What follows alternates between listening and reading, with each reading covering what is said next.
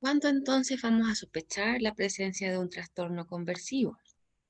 Se fijan acá, esta posición no tiene ningún sentido neurológico, no hay ningún dermatoma que explique esa fenomenología, esa distribución, ¿ya? Son formas no médicas en realidad, ¿ya? Hay presencia de síntomas que son, como hemos dicho, somáticos, que remedan lo neurológico, como ya hemos dicho, o motor o sensorial, y que, insistimos, no son ni intencionales ni voluntarias. La sintomatología simula entonces un cuadro, por ejemplo, como ese como que pareciera tétanos, como este otro que pareciera una decorticación, ¿ya? Tiene que ver con la idea que la gente piensa que tiene de cómo es el trastorno. ¿M? Eh, y también puede haber esta, se fijan esa expresión eh, como de no estoy ni ahí, como de me da lo mismo, como de una distancia emocional, ¿ya? En donde nada me perturba, donde yo me muestro igual frente a todo, una disociación en el fondo. Esta es como una época en que estaba muy de moda, todas las teleseries tenían esta clase de historias, ¿no? Entonces era como que alguien repentinamente recobraba la vista o cosas así muy, pucha, histéricas. Como les decía, la falla, por así decir, tiene un simbolismo. Qué sé yo, si a lo mejor esa mamá tenía una rabia tremenda, que quería pegarle a la niña y en lugar de pegarle, ¿cierto? Lo paralizó la mano. Eh, o, ¿cierto? Si hay algo que se vio, que no se quiere ver, y aparece la ceguera. Ejemplo así.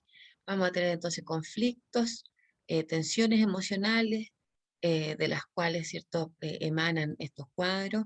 Hay, importante, una ganancia secundaria, ¿ya? Por así decir, em, no se va a ir mi esposo, mi hijo se va a quedar conmigo, no voy a romper esta relación, no me van a echar del trabajo, no me van a tomar preso, en fin. Pero es secundaria, o sea, es inconsciente, no es como la primaria, donde a todas luces hay claro oportunismo y beneficio. Acá hay una ganancia, pero es secundaria. ¿M? Hay historia de cuadros, ¿ya? Y en general, como ya hemos dicho, esto es tan dramático que moviliza a toda la gente. Esto en general se recupera rápidamente, dependiendo, ¿cierto? Se saca a la persona del ambiente que gatilla el cuadro y habitualmente cede, ¿cierto? Sin secuelas, pero es alto el índice de recaída porque, claro, tiene que ver como con una disponibilidad, una disposición, una vulnerabilidad hacia. Em, pero ojo que, como hemos señalado, en un alto porcentaje de casos a los años después aparecen eh, enfermedades. ¿M? Es de buen pronóstico cuando es de comienzo súbito, cuando hay algún evento estresante claramente identificable, cuando el estado de salud previo era bueno, cuando hay una rápida respuesta, que rápidamente se inicie terapia, que no hay otro tipo de conflictos, de litigios que estén involucrados aquí y que no hayan otras enfermedades asociadas.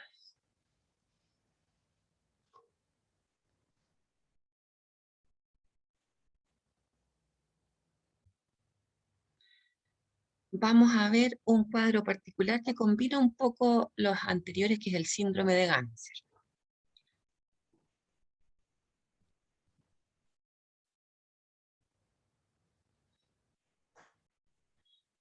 Este es un cuadro de tipo psiquiátrico, pero funcional, que como dice el nombre ahí en el texto, es intermedio entre la neurosis y la psicosis, una suerte de limítrofe, pero no tiene nada que ver con la enfermedad, con el trastorno de personalidad limítrofe, ¿ya? Esto es clínicamente con elementos neuróticos y con elementos psicóticos, porque tiene tanto propiamente la enfermedad como lo que corresponde a la simulación, ¿ya? Se llama también desorden facticio, ¿verdad? Porque tiene que ver con la simulación, pero con síntomas psicológicos. trata de un trastorno disociativo bastante peculiar, en que el paciente de forma inconsciente trata de imitar entonces conductas, lenguaje, pensamientos de una persona psicótica. Esto habitualmente es detectado, ¿cierto?, como en psiquiatría, llega la persona como con un cuadro aparentemente psiquiátrico, se interna, ¿verdad? Y ahí se observa que no corresponde a la clínica genuina de los cuadros psicóticos, sino que tiene que ver con que con los síntomas que la propia persona se hace respecto de lo que es estar, comillas, loco. Esto habitualmente se promueve desde la inconsciencia, pero por una tendencia a evadir algún castigo o alguna culpa. Me acuerdo de una mamá que estaba en una situación familiar bien compleja, que tenía como 5 niños, todos bien complicados, y su papá también con tíos, o sea, tenía que hacerse cargo de muchas cosas. En verdad, como que era para no estar en su casa. Y ella se terminó hospitalizada por un cáncer, pero era un cáncer. ¿Mm? En fin, lo que el enfermo quiere mostrar es una insuficiencia de la que él tiene oscura conciencia y que teme que no sea tomado en cuenta. En el fondo es un acto dramático que simboliza el conflicto, ¿ya? Entonces aquí hay una parte que es inconsciente, pero la producción de síntomas es voluntaria. Distinto del disociativo clásico, en donde no hay intenciones, que no está esta voluntariedad. Y lo complejo está en que a pesar de que es voluntario, deliberado, planificado, el paciente no puede dejar de estar en este estado, digamos, ¿no? Como que enriela sobre esta simulación. Y es carácter compulsivo, ¿cierto? Entonces, además de voluntario, es controlado.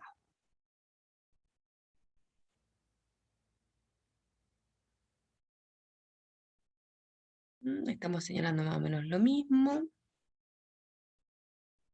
Alta sugestionabilidad, son personas de rasgos más bien oposicionistas, negativistas, que pueden presentar también consumo de sustancias.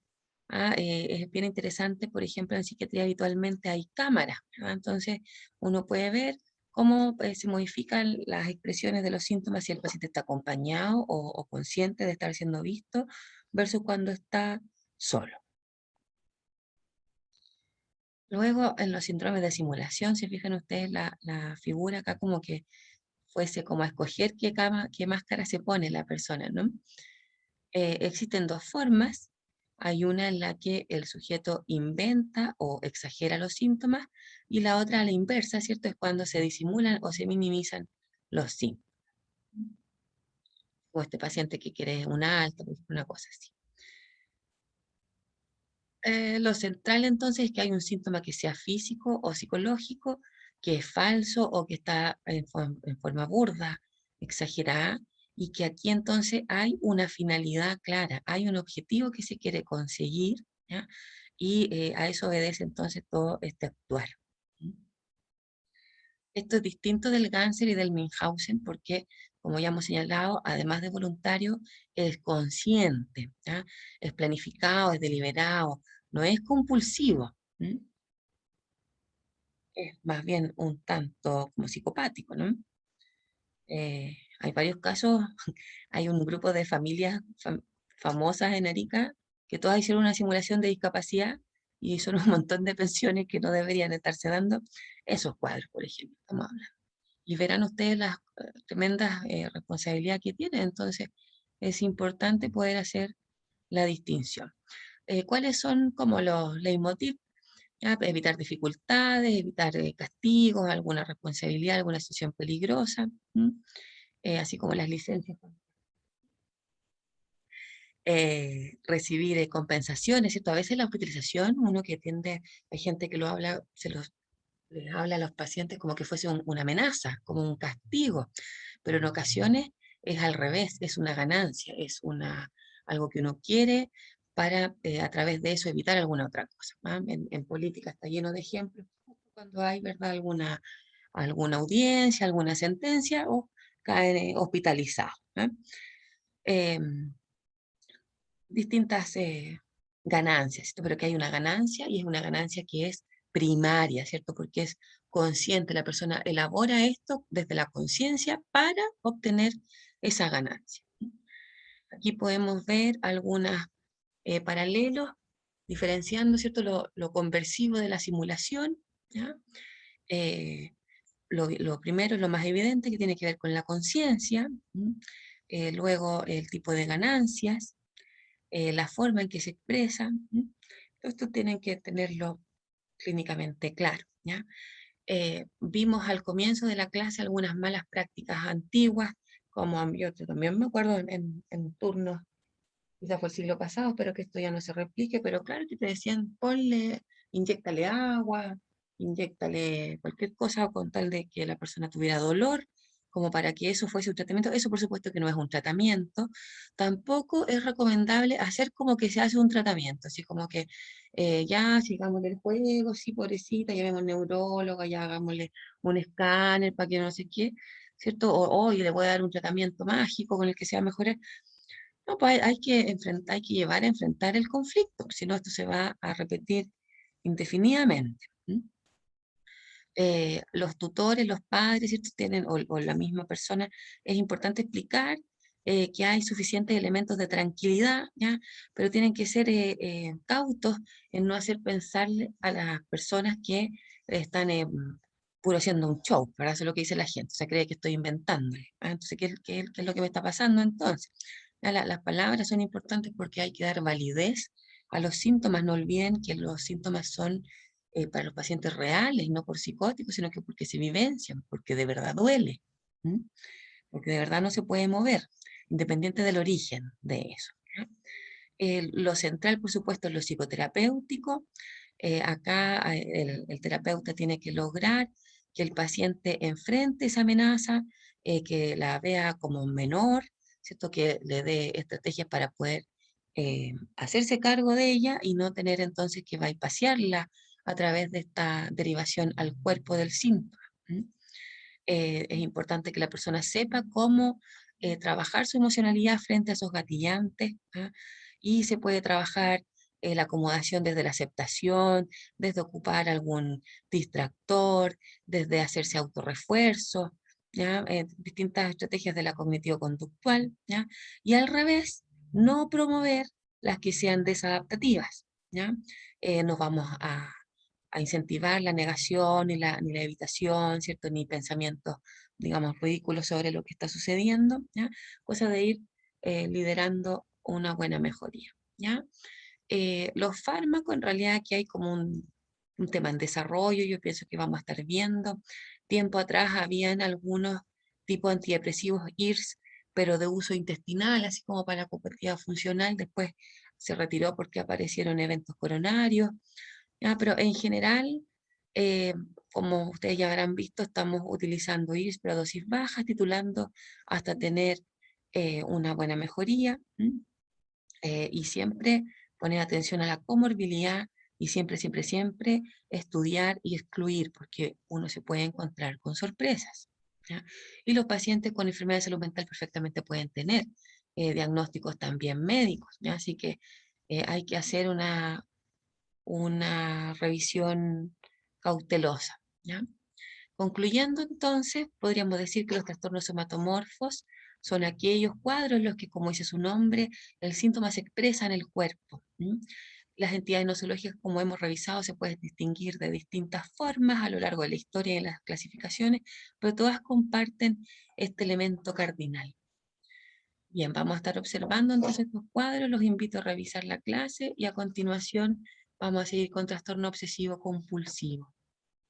Gracias, jóvenes.